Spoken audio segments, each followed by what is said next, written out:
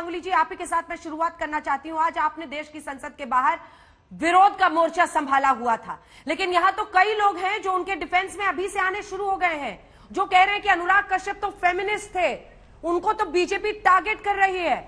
BJP जानबूझकर, क्योंकि वो सरकार के खिलाफ बोलते हैं, खुलकर बोलते हैं, इसीलिए उन्हें इस केस के जरिए टारगेट किया जा रहा है। क्या होगा आपका जवाब, रूपा जी?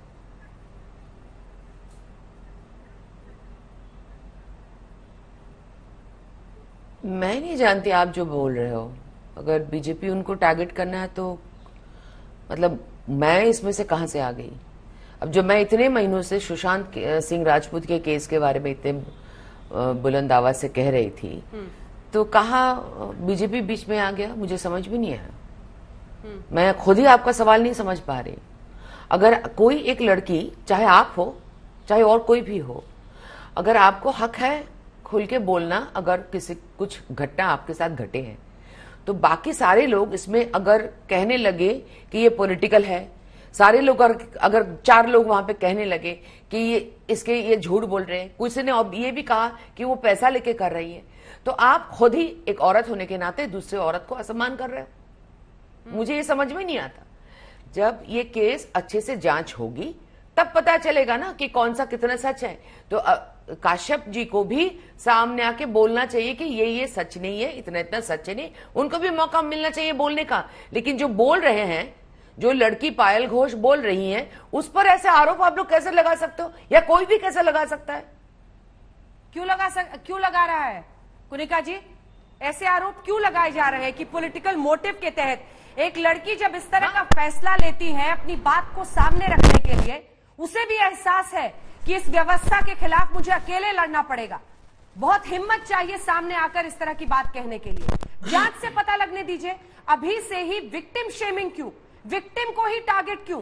क्योंकि इस लड़की ने बड़ी हिम्मत दिखाकर अपनी आवाज निकाली होगी ना, सामने रखी होगी बात। कुनिका जी? नहीं, बिल्कुल कोई भी लड़की अगर ऐसी बात कहे, हाँ, तो इसको हमें बहुत संवेदनशीलता से लेनी चाहिए और सीरियसली लेना चाहिए। लेकिन एक बात मैं आपको बता रही हूँ अंजना जी, इससे पहले भी जो मी टू मूवमेंट में बहुत सारे ऐसे आरोप लोगों के ऊपर लगे हैं, या जो भी केसेस हुए हैं, क्योंकि उन्होंने सही वक्त पे रिपोर्टिंग नहीं किया, they have fallen flat on their face, that वो केस ही खत्म हो गया है। जैसे हमारे इंडस्ट्री के कई लोग हैं, उनके ऊपर अभी वो केस थे, वो बंद हो गए। तो मैं ये कहना चाहती हूँ कि देखिए, इसकी जांच होनी चाहिए। आज तक मैंने तो कभी अनुराग कश्यप के बारे में ऐसा नहीं सुना। मैं ये नहीं कह रही उनको कोई सर्टिफिकेट नहीं दे रही हूं, लेकिन मैं ये कहना चाहती हूं उन सभी महिलाओं को आपके टीवी चैनल के माध्यम से कि प्लीज आप लोग चुप मत रहिए। जब होता है, अब ये 2014 की बात है या 15 की बात है, ये भी हमको नहीं पता। अब इनके पास प्रूफ क्या है, ये भी नहीं पता। दूसरी बात, ये जो कानून है, अब सेक्सुअल वायलेंस वाला जो कानून है, उसमें अनफॉर्चुनेटली मतलब जो पलड़ा है वो औरत की तरफ ज्यादा भारी है, because obviously it is dealing with,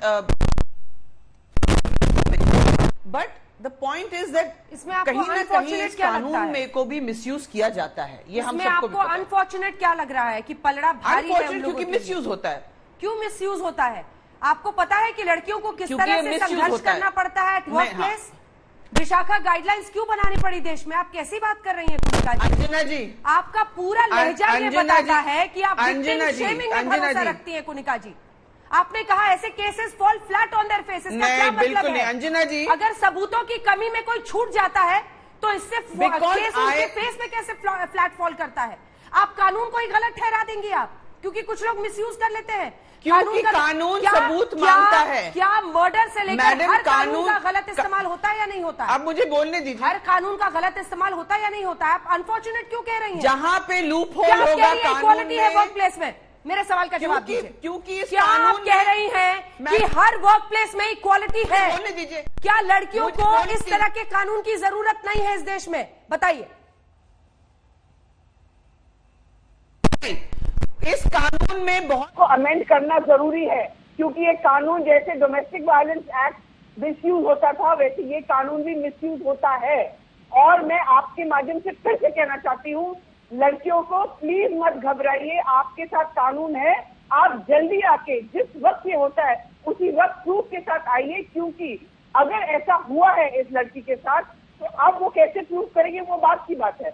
लेकिन आज उसकी बातों पर शक इसलिए लोग कर रहे हैं क्योंकि लोग कह रहे हैं कि 2014 में क्यों नहीं बोला। रूपा जी। लेकिन ये नहीं होना चाहिए, ये रूपा किसी जी। भी लड़की के साथ नहीं होना चाहिए। यहीं पर सुई अटकी रहती है कि तब क्यों नहीं बोला, तब क्यों नहीं बोला, यही बिल्कुल। बार बार वो कह रही हैं। रूपा जी, तो मैडम ये बात तो शक के दायरे में डालेगी ना उसको, अगर आप उस वक्त नहीं बोलते हैं तो क्योंकि आप तब क्यों भी बोल कोई रहे हैं? कुनिका सदानंद आकर कहती ना कि किस बिना पर बोल दिया है, तब भी कई लोग आते जो कहते हैं ये तो जी बहुत नहीं, बड़े जी नहीं। फेमिनिस्ट हैं, क्यों इन पर आरोप लगा रही हो। ये भी तो हो सकता था मैडम, ना कुनिका जी। अंजना जी, मैंने भी फिल्म इंडस्ट्री में 33 साल स्ट्रगल किया है। मैं भी एक अकेली औरत यहाँ पे इस बॉम्बे में आई थी और मैंने भी स्ट्रगल किया और मैं विमेन एम्पावरमेंट में काम करती हूँ और मैं ऐसे बहुत सारी महिला ग्रास रूट लेवल पे रहती हैं जिनके साथ मैं काम करती हूँ, जिनको मैं जानती हूँ, जिनके साथ रोज ऐसी बातें होती है। और मैं यही कहती हूँ उनको कि जब हो उस वक्त चाहे मुझे फोन करो, चाहे पुलिस स्टेशन जाओ, लेकिन उसी वक्त रिपोर्ट करो। ये अगर इस तरह से लेट करेंगे तो अपॉर्चुनिस्टिक देखा जाएगा।